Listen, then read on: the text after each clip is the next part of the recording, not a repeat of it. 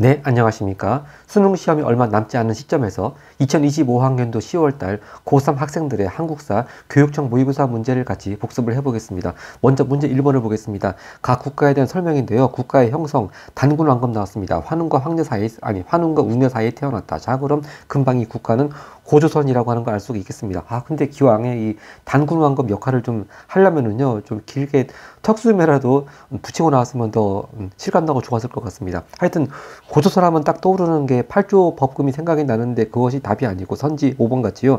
청동기 문화를 바탕으로 성립되었습니다. 그래서 예를 들어서 제가 썼지만 비파양 동겁이 이렇게 발굴되는 지역들 보면은 고조선의 세력 범위를 알 수 있다고 그랬습니다. 자, 근데 이제 맨 처음에 출발은 청동기 문화 때부터 출발했지만 나중에 이제 위만의 무리가 중국에서 건너오면서 또 철기 문화가 널리 보급됐다고 했죠. 자, 선지 1번 불교 공인. 자, 불교는 일단 그 삼국시대 때부터나 해당되는 얘기인데 특히 불교를 공인 그런 표현을 쓰는 나라는 신라가 해당됩니다. 그래서 신라 6세기 초에 법흥왕 때 이렇게 신라에서 불교를 공인했고요. 선지 2번 팔만대장경은 뭐 고려에 몽골 침입 때 있었고, 선지 3번 통립기무암 설치자. 통립기무암은요 고종 때 이게 설치가 된 때는 1880년입니다. 당시에 그 왕비 측 민지 정권이 잡고 있을 때 개화 정책을 총괄하는 기구로 설치한 것이 통립기무암문이고 여기서 신식군대 별기군도 창설을 했죠. 또 선지 4번은 구주 오소경 체제는 이제 신라가 통일한 직후에 바로 문무왕의 아들 신문왕이 그 구주 오소경 체제라고 해서 지방 행정구역을 정비했습니다. 그 다음 문제 2번 가겠습니다. 자, 2번 다음 가상대담의 가, 즉 어느 왕이냐 그 문제인데요. 아버지가 광개토대왕입니다. 그 뒤를 이어서 고구려 왕이 되었습니다. 그러면 광개토대왕 다음 왕은 장수왕이죠. 여기서 이제 장수왕 그 시대가 5세기 때 아니겠습니까? 근데 이제 거꾸로 주로 한국사 문제도 그렇지만 동아시아사 문제 이런 문제가 나오죠. 뭐 장수왕 때 그런 시기가 주어진 다음에 그 시기에 동아시아에서 있었던 일 같은 거 나오는데 이게 거꾸로 다 그런 답에 나올 만한 내용이 자료 속에 들어와 있네요. 자, 그 중에 대표적인 게 바로 이겁니다. 가운데 중국의 남북조와 동시에 교류했다. 이때 제가 북조 쪽에 북이라고 써놓은 것이 이미 북쪽에서는, 즉 화북 지역에서는 556국을 통일하고 북이가, 즉 선비족이 세운 나라 북이가 556국을 통일해 있었고요. 이제 남조는 계속 한조 광조가 이어지고 있었는데 이제 이 시기에는 주로 송나라, 제나라 그렇게 있었습니다. 자, 하여튼 이 장수왕 때 이렇게 중국의 남북조와 동시에 교류를 했고요. 그 다음에 또 국내성에서 평양으로 천도했습니다. 자, 그 외에 이제 어떤 일을 했냐고 하니까 백제 한성을 공격하고 하니까 자, 바로 한성이 한강유역 아니겠습니까? 답은 그래서 3번이 되겠습니다. 한강유역을 확보했습니다. 그래서 이때가 지금 475년이고요. 이 장수왕이 백제 한성을 공격해서 그래서 그 당시 백제왕 계로왕이 전사를 했고 그 계로왕의 아들 문주왕이 이렇게 475년에 웅진으로 천도를 했습니다.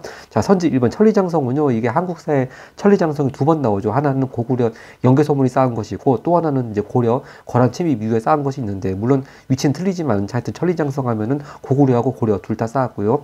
선지 2번 동북구성은 바로 고려는 이게 이제 왕에 대한 측면이니까 이제 왕을 쓰자면은 예종 때인데 이게 12세기 초반입니다. 즉 오히려 이 왕보다는 윤관 장군이 더 유명하죠. 이렇게 윤관이 별무반을 편성해서 동북구성을 쌓고 여진족을 몰아냈다 할 때 바로 윤관의 동북구성이 되겠습니다. 또 선지 4번 사군육진 개척하고 또 선지 5번 대마도 정벌은 다 세종에 해당되는 얘기가 되겠습니다. 그 다음 3번 갑니다.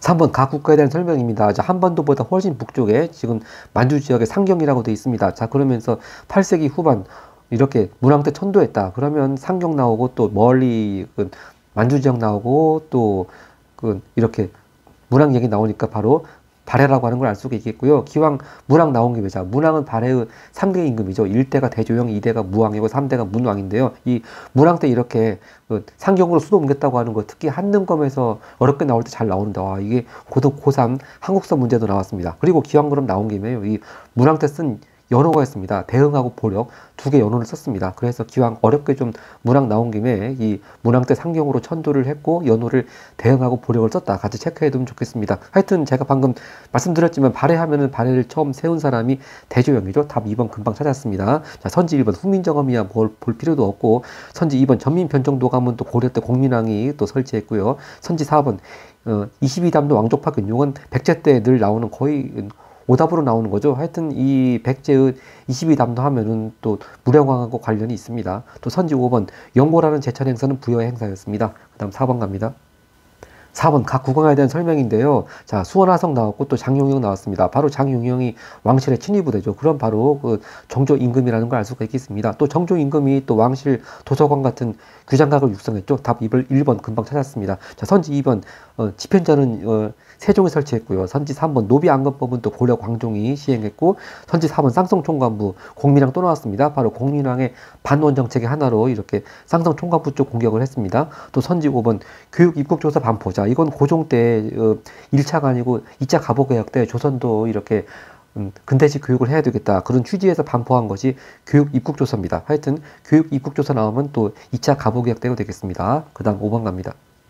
자, 5번은 밑줄진 개혁안에 대한 내용인데 이게 오답률이 61.3%를 기록했는데요. 뭔지 보겠습니다. 자, 이 건물 경복궁 건물이 나왔는데, 자, 고종이 뭐 어쩌고 나오는데 이제 일단 왕은 고종 때고 이제 핵심 용어들이 나오고 있습니다. 김홍집과 어윤중 등이 참여한 군국기무처가 설치가 되어 신분제 등 폐지했습니다. 바로 그럼 군국기무처 나오고 또 신분제 폐지 포함해가지고 한마디로 말해서 구습을 사파하는 그런 컨셉이죠. 바로 아까 방금 전에 교육 입국조사는 2차 갑오개혁이라고 했고요. 이렇게 군국기무처가 나오고 신분제 폐지하면은 1차 갑오개혁이 되겠습니다. 자, 그러면 1차 갑오개혁 하면 또 폐지가 된 게 또 하나 있죠. 바로 기난 아주 오랫동안 관리등록제도로 쓰였던 과거제도 역시 1차 갑오개혁 때 폐지를 했습니다. 답은 1번인데 선지 3번이 좀 선택이 많이 됐네요. 일단 균역법은요, 고종 때가 아니고 영조 때입니다. 이게 이제 군포 두 필을 했던 것을 한 필로 줄여주는 것이 균역법인데 이건 영조 때 시행이 됐습니다. 자, 그리고 선지 2번 별무반. 자, 아까 전에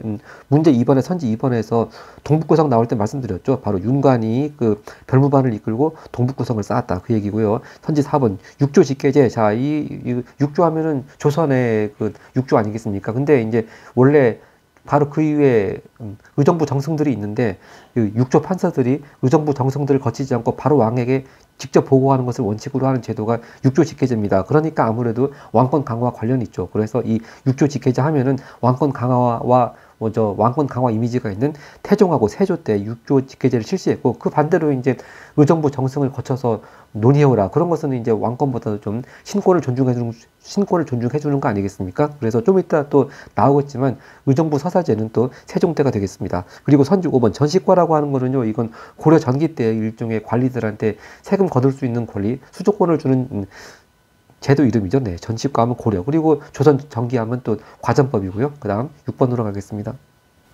네, 6번은 가나 사이시기를 묻는 건데 거의 뭐 고려시대의 연표 문제로도 잘 나오는 그런 내용들입니다. 일단 가를 보면은 바로 이자겸, 바로 고려 전기 때 여기 이제 왕이 나오니까 구체적으로는 인종 때고요. 인종 때 대표적인 위척 세력이 바로 이자겸 아니겠습니까? 이자겸난이 일어난 때가 연도는 1126년이고요. 또 이제 여기 오른쪽을 보니까 또 무신정변이 나와 있습니다. 역시 핵심 인물들 이고 이의방 정중부가 나와 있고, 이때 왕은 또 의종이 되겠습니다. 의종은 이제 물론 이 무신정변으로서 폐위가 됐죠. 이때가 연도는 1170년인데 이걸 딱 연표로 옮겨놓는다고 생각하면 뭐 하나 가운데 빠진 게 있죠. 바로 선지 2번 묘청난이 빠졌습니다. 이렇게 묘청이 서경천두를 주장했다. 물론 이때도 왕은 같은 인종 때고요. 일단 연도는 1135년입니다. 근데 이거 뭐 연도를 모른다 하더라도 이제 고려 전기 때 한창 문벌 귀족 사회가 절정에 이르고 여러 가지 모순들이 나타나고 있을 때 바로 그 시기입니다. 그래서 늘 순서가 이 무신정변까지 순서가 먼저 이자겸에난, 그리고 묘청에난, 그 다음이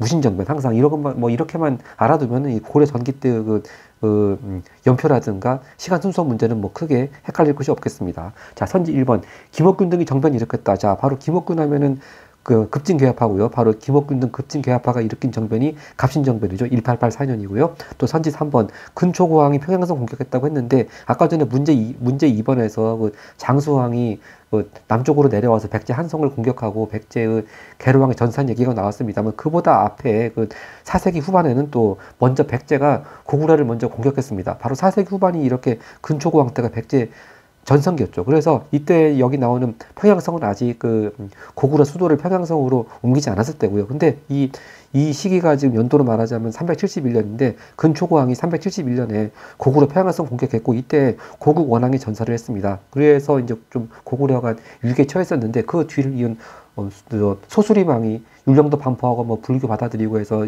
좀 여러 가지 정비를 하죠. 자, 하여튼 이 근초광의 평양성 공격, 또 아까 전에 봤던 그 장수왕의 한성 공격, 늘 한눈검 같은 시험에 한 2번에서 3, 4번 그 사이에 이렇게 4세기, 5세기 막 고구려하고 백제가 엎짝뒤짝하는 그런 얘기로 늘 잘 나오는 스토리가 되겠습니다. 또 선지 4번 김춘추가 나당 동맹을 성사시킨 때는 또 645년이고요. 선지 5번 조광조가 개혁정 제자. 조광조 하면 조선 중종 때고, 또 그리고 이제 조선 전기 때 그 네 개의 사화 중에서 조광조하고 연결되는 거는 기묘사화죠. 네, 그 다음 7번 갑니다.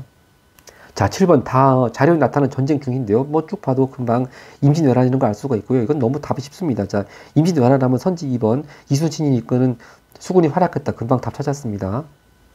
나머지 선지들 같이 보시면은요, 선지 1번 인조 남한산성 나왔으면 병자호란이고요. 선지 3번 어제연부대가 광성부, 요거는 병인양요가 아니고 신미양요입니다. 즉 미군이 강화도에 쳐들어왔던 신미양요 사건이고요. 선지 4번 을지문덕 살수, 요건 뭐 볼 필요도 없고요. 선지 5번 신돌떡이 평민의병장, 이때가 1905년 이후에 을사의병 때가 되겠습니다. 보통 조선 후기에서 대한제국 시기에 의병들 하면은 주로 양반이라든지 유생들이 일으켰는데, 신돌석은 평민의병장으로서의 특색이 있는 분이죠. 그 다음 8번 문제 가겠습니다. 문제 8번은 오답률이 56.3%를 기록했습니다. 가 인물이 실시한 정책인데요. 자, 경복궁 건설공사가 나왔습니다. 그럼 금방 흥선대원군이라는 걸 알 수가 있죠. 자, 이 경복궁 건설공사에 그 돈을 마련하기 위해서 여기 강제 동원되는 것을 피하려면 누구든 상관없이 1인당 당백전 1인입식을 혼납해야 됐다. 여기서 바로 그 당백전, 동전 이름도 나오고, 또 이렇게 해서 사실은 강제로 내는 돈인데 또 자원해서 낸다. 그런 의미로 또 원납전이라는 돈도 있었습니다. 하여튼 이 인물은 흥선대원군이고요. 자, 흥선대원군 정책이 답은 일단 2번입니다. 후포체 실시했다. 자, 아까 전에 영조가 실시했던 균역법 나왔습니다만, 균역법 때 군포 두 필을 한 필만 내도록 줄여주었긴 했지만, 그래도 여전히 양반들은 요리조리 군포를 안 내고 피해갔습니다. 그러다가 이 흥선대원군 때 후포제를 실시하면서 양반들한테도 군포를 내게 했습니다. 근데 선지 1번 노구 폐지가 또 선택이 많이 됐습니다. 근데 노구 폐지는요, 아까 전에도 구주 오소경 할 때 신문왕 나왔지만, 바로 통일 직후에 이제 신문왕이 진골 귀족들의 경제적 기반을 약화시키기 위해서 노구 폐지하고, 항상 여기 따라붙는 게 관료전 지급이죠. 네, 이렇게 신문왕이 왕권을 강화하면서, 다른 말로 하면은 진골 귀족들의 경제적 기반을 약화시키기 위해서 하는 정책이 노구 폐지 플러스 관료전 지급인데, 이제 기본 개념을 일단 알고 있으면은 다시는 안 틀리는데, 이제 이걸 잘 정확히 숙지하지 못한 분들은 이렇게 종종 낚이는 것 같습니다. 그리고 선지 3번 경국대전, 즉 조선의 기본법전, 이건 성종되고요. 선지 4번 유화도 해군은 이성계, 선지 5번 베트남 전쟁의 군대 파견, 이거 완전히 엉뚱한 얘기가 나왔습니다만, 하여튼 베트남 전쟁 얘기가 나왔으니까, 자, 베트남 전쟁에 한국군을 파견한 때는 바로 박정희 정부 때고요. 연도로 말하자면 1964년부터가 되겠습니다. 그 다음 문제 9번 갑니다.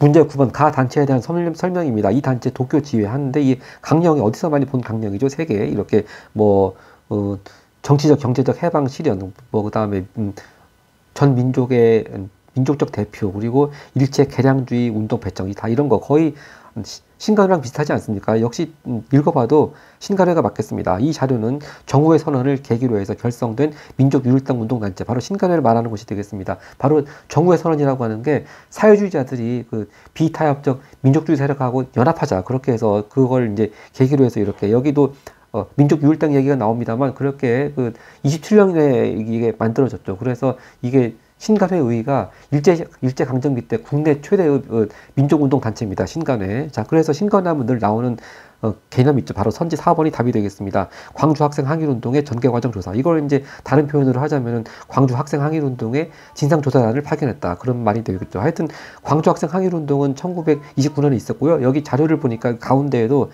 1929년에 있었던 사건 얘기가 나오네요.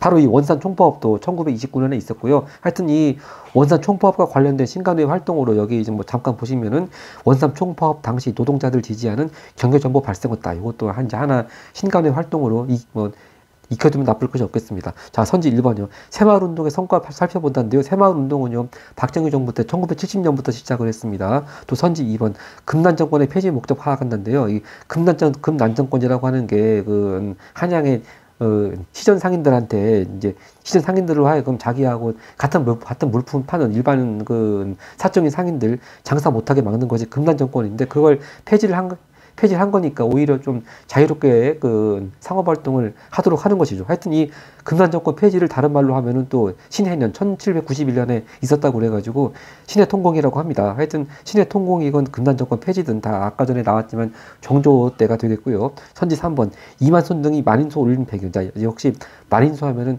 영남 만인소인데 그 배경이 바로 김홍집이 일본에 수신사로 갔다 와서 조선 책략이라는 책을 가져오지 않습니까? 청나라 외교관이 쓴 책인데 그 조선 책략 주요 내용이 바로 러시아를 견제하기 위해서 미국과 수교할 것을 권유한 내용입니다. 바로 그런 책이 이렇게 고종이 유포를 시키니까 특히 유생들 중심으로 해가지고 요것도 위정척상 운동 중에 하나죠. 이렇게 이만손 등이 영남 만인소를 올렸습니다. 이때가 1881년이고요. 자, 이렇게 대대적인 유생들의 반대에도 있었습니다만 그럼에도 불구하고 조선 정부는 그 다음에 82년에 바로 미국과 조미수호 통상조약을 체결을 하죠. 그 다음 선지 5번 모스크바 삼국위상회의 결정사항 분석인데 이거는 또 해방 후의 얘기입니다. 이 모스크바 삼국위상회의가 1945년 12월에 있었고요. 이건 뭐 결정사항이라고 하니까 우리나라 관련 있는 부분이 이제 뭐 강대국들이 신탁 통치를 하기로 했다는 소문이 퍼졌고, 그리고 또 하나가 이제 그 다음해부터 이어지는 미소 공동위원회를 개최하자는 거죠. 즉 조선에서 임시 민주주의 정부를 수립하기 위해서 미국과 소련 대표단이 모여가지고 공동위원회, 즉 회의하자. 바로 그것이 이제 미소 공동위원회고요. 바로 그것이 모스크바 삼국 또 외상회의와 이렇게 연관지으면 될 것 같고요. 그 다음 문제 10번을 보겠습니다. 이 시기에 볼 수 있는 모습. 자, 그러니까 일제강점기 시기를 구분하는 문제네요. 자, 주제소가 나왔고, 뭐, 노그릇 안바치냐가 나왔고, 바로 여기도 밑에 나와 있습니다. 지금 일본이 전쟁을 하고 있는데, 천여들을 모집해 간다. 바로 이 얘기에 대한 이제 해설이 나오겠습니다. 일제가 국가 총동원법을 시행하여. 자, 이 국가 총동원법이라 하는 거는요, 일단 중일전쟁이 37년에 있었고 그 다음에 38년에 일본에서 국가 총동원법을 반포했고 당연히 조선에도 적용이 되겠죠. 그러면서 이렇게 특히 한국인들한테 인적자원, 물적자원 이렇게 인력과 물자를 수탈하는 시기입니다. 그와 또 같이 병행해서 이제 더 많이 조선 사람들을 동원하기 위해서 민족 말살 정책을 펴지 않습니까? 그런 내용이 답 선지 5번이 되겠습니다. 바로 대표적인 민족 말살 정책으로 뭐 신사참표도 있지만 선지 5번 같이 황국신민서사 암송 답 금방 찾았습니다. 자, 선지 1번 만족과 봉기 어쩌고 나오는데, 자, 하여튼 이 선지 중에서 일제강점기 때 관련 있는 건 일단 4번밖에 없네요. 근데 4번 시기는요, 조선 태양령 얘기가 나오고 헌병경찰 얘기가 나오니까 이건 헌병경찰 통치 또는 무단통치 시기인 1910년대를 말하는 것이 되니까 답이 아니고, 하여튼 선지 1번 만적의 봉기가 나오는데 만적은 최충원의 노비고 한참 위로 올라갑니다. 또 선지 2번 단발령 시행의 반대. 자, 단발령 시행은 바로 을미사변에 이어서 을미 개혁대 조치죠. 그래서 특히 유생들이 반대를 했으니까 이건 을미 의병하고 연결되겠습니다. 또 선지 3번 안치성 전투 참석. 자, 이 안치성 전투가 바로 당나라가 쳐들어왔을 텐데 이 연도가 645년입니다. 그래서 아까 645년 하면은 아까 신라가 아까 어디죠? 선지 6번에 네, 아까 우리가 문제 6번에 4번 선지에서 봤던 김춘추가 나당 동맹을 성사시키는 애하고 같습니다. 네, 같은 645년에 아까 제가 설명을 잘못했네요. 이게 648년이죠. 네, 다시 6번을 고쳐야 되겠네요. 죄송합니다. 네, 죄송합니다만 다시 정정을 해야 되겠습니다. 이렇게 아까 6번의 선지 4번이요. 김춘추가 나당 동맹을 결선 성사시킨 때는요. 645년이 아니고 아까 645년은 안치성 전투고요. 그보다 3년 후에 648년에 나당 동맹이 성사됐습니다. 이걸 이제 논리적인 설명으로 해보다 보면은 역시 당나라 태종도 혼자 힘만 가지고는 고구려를 굴복시키는 게 쉽지 않으니까 이렇게 신라의 제2의 같이 제휴를 하게 된 것이죠. 네, 제가 연도를 틀리게 말씀드렸습니다. 자, 하여튼 이렇게 해서 10번까지 받고 그 다음 페이지 가겠습니다. 네, 문제 11번 단체에 대한 설명인데 금방 독립문 하니까 뭐 더 볼 필요도 없이 독립협회 답 찾아주면 되겠습니다. 자, 그럼 역시 독립협회가 개최한 대중집회 이름이 만민공동회지 않습니까? 답 2번 찾았습니다. 자, 선지 1번 어린이날 제정은요 방정환 선생이 중심이 된 천도교 소년회고, 선지 3번 교조 신원운동 전개. 자, 이건 동학교도 또는 동학문민운동이 뭐 맨 처음부터 그렇게 뭐 반외세 반봉건 그런 운동이 아니었고 처음에는 교조라고 하는 사람이 바로 이제 처음 동학을 창시한 최재우 아니겠습니까? 최재우가 혹세 무민의 조로 몰려가지고 억울하게 죽음을 풀어달라. 바로 그 운동이 교조 신원 운동이었습니다. 그래서 맨 처음 동학 운동은 교조 신원 운동부터 출발했는데 이제 점점 확대가 돼가지고 반외세 반봉건 운동으로 발전하게 되었다는 것이고요. 선지 4번 서울 진공작전 추진했다. 자, 이거는 정미의병이 발전해서 결성된 13도 창의군 얘기죠. 바로 1908년쯤 얘기가 되고요. 선지 5번 한글 맞춤법 통일한 마련은 조선어학회가 되겠습니다. 그 다음 12번 문제 갑니다. 가에 대한 설명인데 일단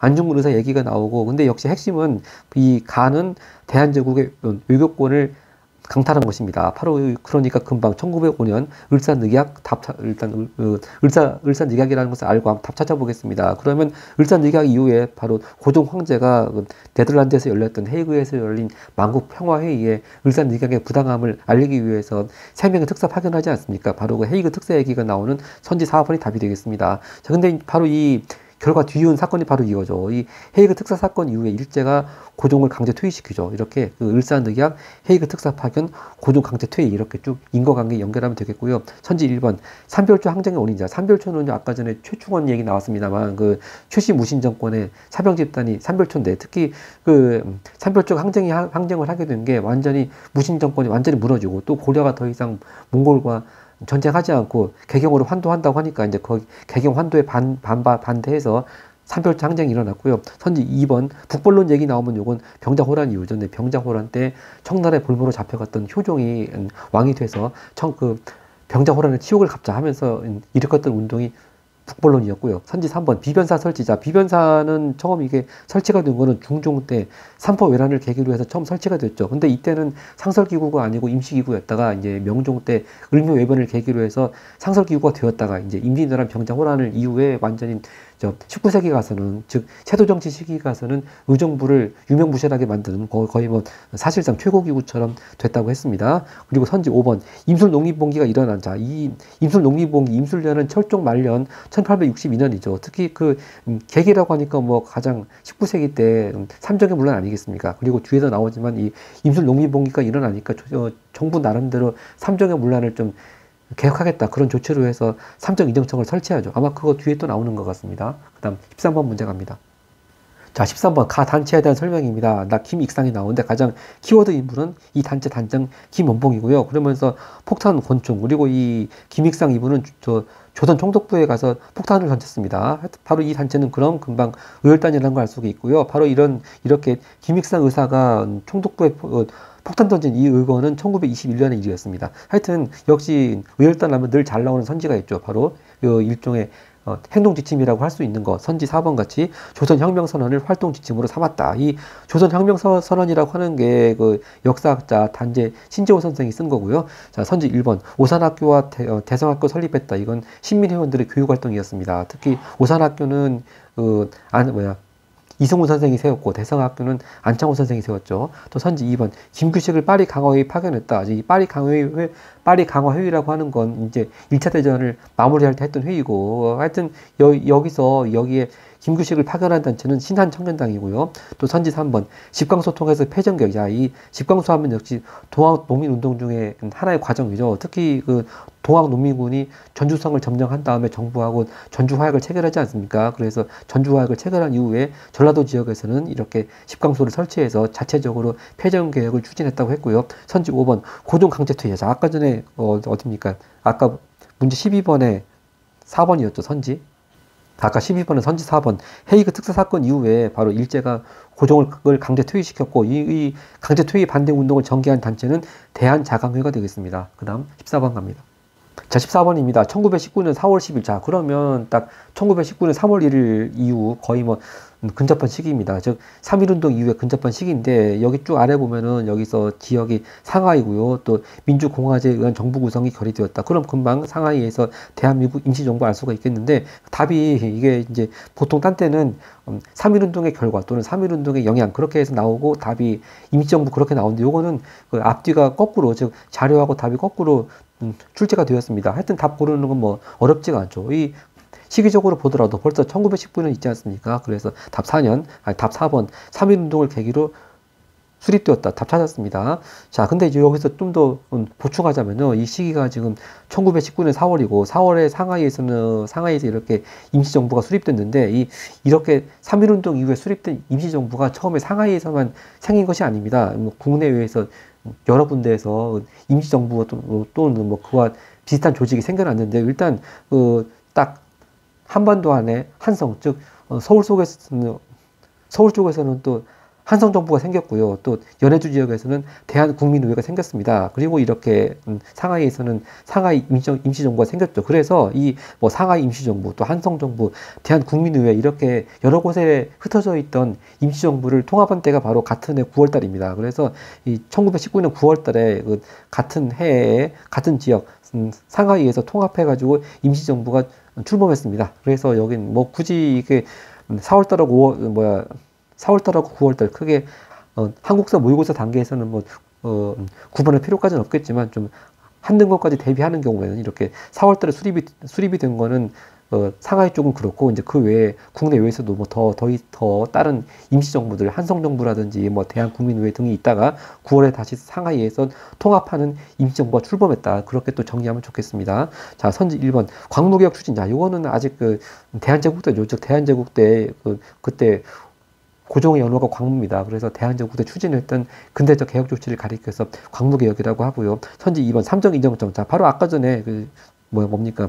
문제 12번에 선지 5번에 나오지 않았습니까? 바로 임술 농민봉기가 일어나니까 정부 나름대로 삼정의 문란을 개혁해 보겠다고 설치한 것이 삼정인정청이었고요. 선지 3번 의정부 서사제. 아까 전에 아까 문제 5번에 4번 선지할 때 즉 육조 직계제 태종하고 세조 때 육조 직계제 즉 의정부 정승 거치지 않고 판서들이 직접 왕한테 보고하는 제도 할 때 그 반대말이 의정부 서사제고요. 의정부 서사제는 세종 때라고 아까 말씀드린 게 여기 나와 있네요. 또 선지 5번 반민족행위 처벌법. 자, 이거는 제헌국회 때죠. 1948년에 바로 제헌국회 때 활동이 이제 늘 나오는 게 이렇게 반민족행위 처벌법하고 뒤에도 나오지만 농지개혁법 딱 이 두 가지가 아주 단골로 나오고 있습니다. 그다음 문제 15번 갑니다. 문제 15번은 어떤 신문에 대한 문제인데 오답률이 54.1%를 기록했습니다. 자, 여기 수신에 통감이라고 써 있는 게 먼저 주목을 해야 되고요. 이게 총독이 아니고 통감입니다. 그러면 통감은 아직 대한제국이 망하지 않았을 때죠. 하여튼 대한제국에서 양기탁 등과 함께 이 신문을 발간하는 영국인 배들 뭐 금방 나왔습니다. 그러면 양기탁과 배들이 발간하니까 금방 대한매일신보라는 걸 알 수가 있고요. 역시 대한매일신보하면은 항상 키워드가 짝이 드는 게 있죠. 이렇게 선지 5번 같이 국채보상운동. 자, 이렇게 나옵니다. 근데 요것도요, 아까 전에 3.1운동 문제랑 마찬가지로 이게 보통, 자료하고 답이 나와 있는 그 패턴이 거꾸로 나온 것 같습니다. 보통은 이제 국채보상운동 뭐 얘기 크게 자료로 먼저 나오죠. 뭐 나랏빚 1,300만 원 갚자. 그래 놓고서 답은 이제 대한매일신보에 지원받았다 나오는데 요 문제에서는 대한매일신보가 먼저 자료로 주어지고 이제 답으로 국채보상운동이 나왔습니다. 하여튼 답은 쉽게 찾았습니다. 근데 선지 2번이 많이 좀 선택이 된 것 같은데요. 이 선지 2번에 분하로드 운동, 일종의 뭐 문맹 퇴치, 농촌 계몽 운동인데 이 분하로드 운동은 동아일보에서 1931년부터 이렇게 한 일종의 캠페인이 되겠고요. 자, 선지 1번 방문국에서 인쇄한 건 바로 우리나라 최초의 신문 한성순보죠. 네, 1883년이었고요.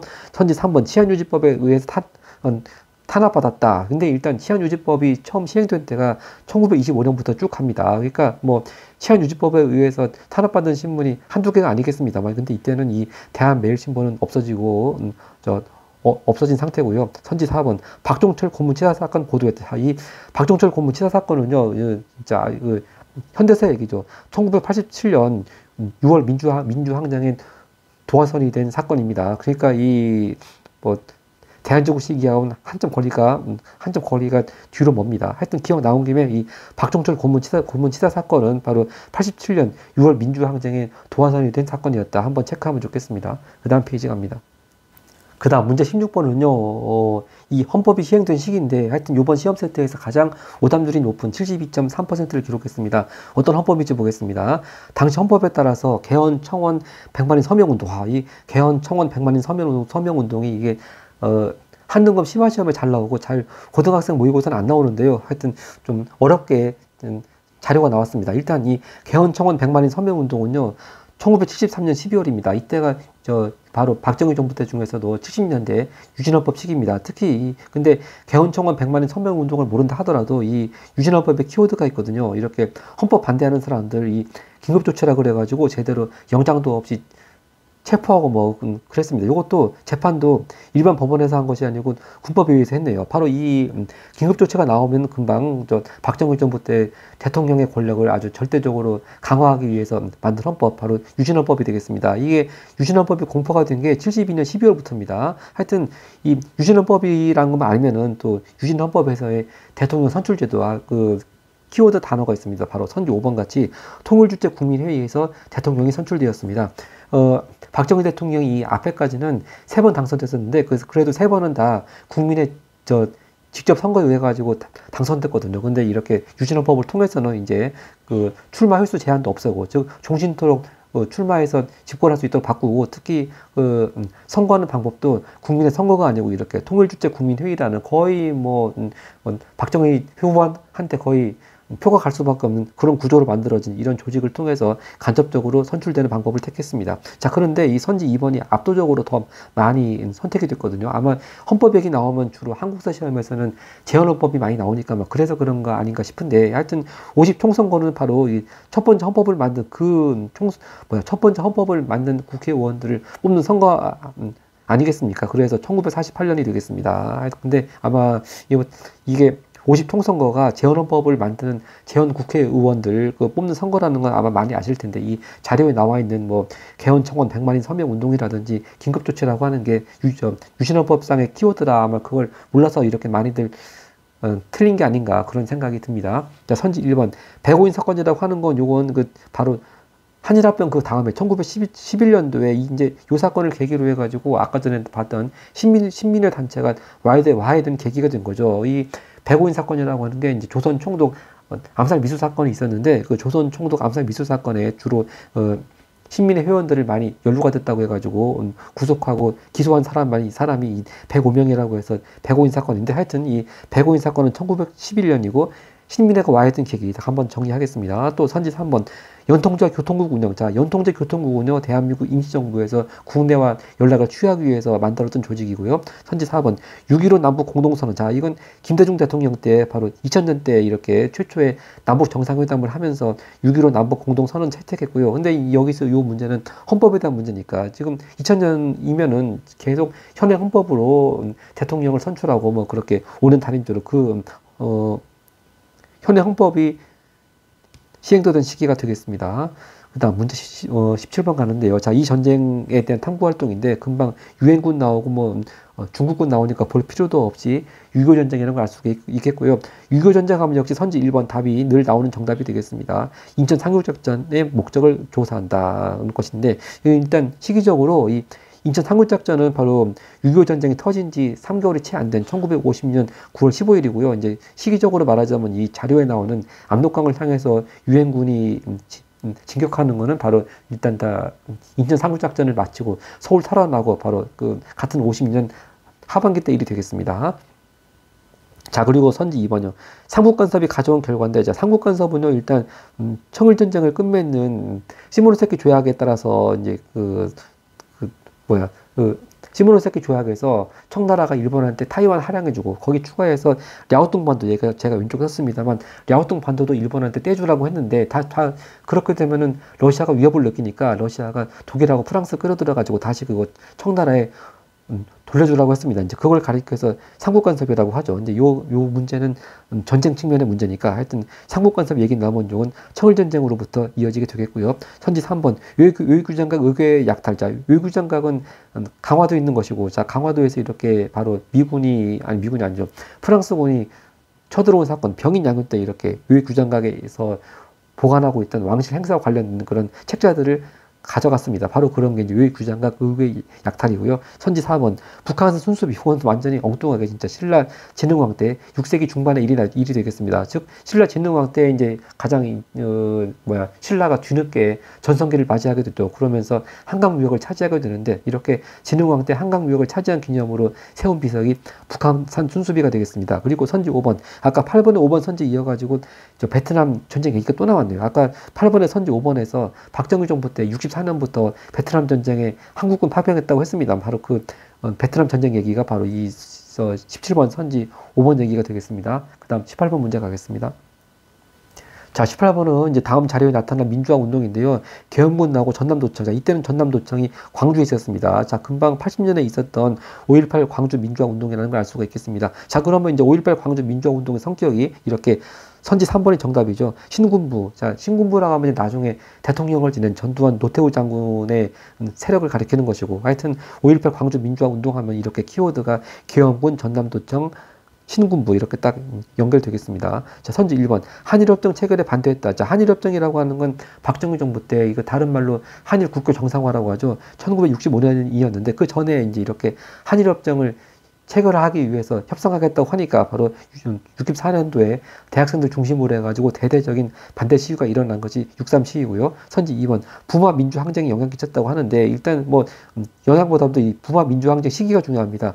1979년 10월이거든요. 1979년 10월 26일에 박정희 대통령이 살해당한 사건이 있었죠. 그 11.6 사건 이후에 이제 바로 유신체제가 붕괴되는 과정으로 가지 않겠습니까? 그래서 이 부마 민주항쟁 하면은 일단 시기적으로 79년 10월이고 이제 그 결과라든지 뭐 영향으로 잘 나오는 개념이 제가 왼쪽에 쓴 것처럼 유신체제 붕괴 이렇게 이어지게 되겠습니다. 또 선지 4번 6.29 민주화 선언 이끌어냈다. 이건 아까 전에 박종철 군 고문치사 사건 할 때 얘기 나왔습니다만 바로 그렇게 해서 그 여당 대표가 대통령 직선제 개헌을 포함한 민주화 조치하겠다 그렇게 발표한 것이 6.29 선언이고요. 그 요 얘기는 87년 6월 항쟁과 관련이 있겠습니다. 또 선지 5번 3.15 부정선거 여기 나오면 늘 나오는 4.19 혁명의 바로 일종의 뭐랄까 그 여기 나오듯이 계기가 되겠습니다. 그 다음 문제 19번 가겠습니다.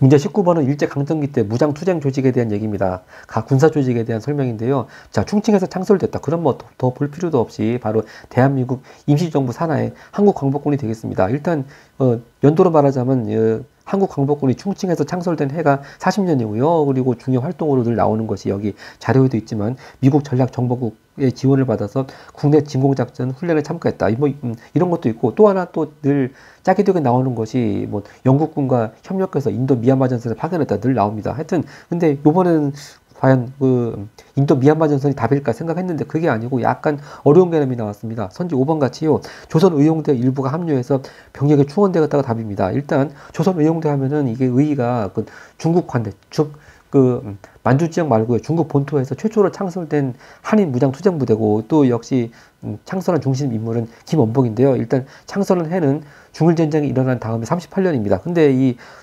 조선의용대원의 일부가 이렇게 합류했다고 하는 얘기가 이제 김원봉이 이끄는 일부 대원들이 42년에 한국 광복군에 합류했고요. 그럼 합류하지 않은 나머지 사람들은 어디로 갔는가 이제 이 합류하지 않은 나머지 대원들은 일단 화북 지역으로 갑니다. 그래서 조선의용대 화북지대라 일컬어지고 결국 나중에는 그 사회주의 계열인 단체인 조선독립동맹 산하로 들어가서 조선의용군으로 편성되는데 뭐 그 조선독립동맹이라든지 뭐 조선의용군은 거의가 아니고 아마 한국사 모의고사에는 안 나오니까 뭐 그것까지는 필요 없고 이렇게 일단 한국광복군이 40년에 충칭에서 창설되었고 그 후에 이제 42년에 김원봉이 이끄는 조선의용대 일부 대원이 같이 합류했다. 뭐 이 정도면 충분할 것 같습니다. 자, 그리고 선지 1번이요. 임오군란에 참여했다. 네, 이렇게 선지 1번, 임오군란하고 선지 2번 규주대첩은 일단 일제강점기하고 우선 관련이 없고 물론 선지 4번도 마찬가지지만 하여튼 임오군란은 이게 82년이죠. 1881년에 이 99년들이 신식군대 별귀군과의 차별대우에 항의한 것이 주요 원인이 되어서 이렇게 발생한 사건이었고 또 선지 2번 규주대첩은 요건 고려 때죠. 특히 그 거란 3차 침입 때 강감찬 장군이 활약을 한 것이고 또 선지 3번 이건 이제 일제강점기 때긴 한데 시기적으로 이 청산전이 전투하면 1920년입니다.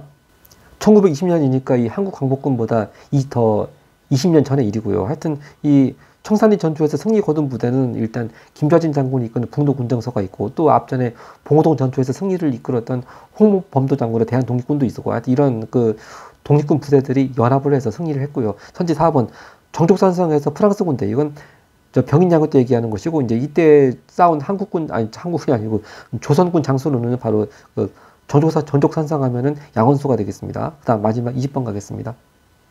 자, 20번은요, 대중가요분 한국사. 그래서 아마 한스밴드라는 그 그 팀이 부른 오락실이라는 가사가 나오는데 아마 랩이 쭉 나오는데 여기 가장 핵심적인 부분이 오늘의 뉴스 대낮부터 오락실엔 이 시대의 아빠들이 많다는데 왜 아빠들이 왜 직장 안 가고 또 집에도 안 있고 여기 있겠습니까? 바로 이 자료에 나오듯이 이때 이른바 국제통화기금 IMF 위기라고 그러죠. 묘한 위기 때문에 많이 직장을 잃은 즉 실직을 당하다 보니까 근데 집에다가 말하긴 좀 부끄럽고 하다 보니까 결국 집 밖을 나와서 늘 아침에 출근하는 것 하는 것도 나와가지고 산 공원 오락실 등에서 시간을 보낸 일이 많았다 이런 슬픈 사연이 있는 가사가 되겠습니다. 하여튼 이때가 이제 외환위기가 발생한 시기가 김영삼 정부 거의 마지막 시기인 1997년 11월입니다. 하여튼 이 20번 문제는 어느 정부에 대한 거니까 바로 김영삼 정부 때가 되겠고요. 하여튼 김영삼 정부 초기인 1993년 3년에 이 선지 3번 같이 금융 실명제를 실시했습니다. 즉 뭐 은행거래 그런 거 할 때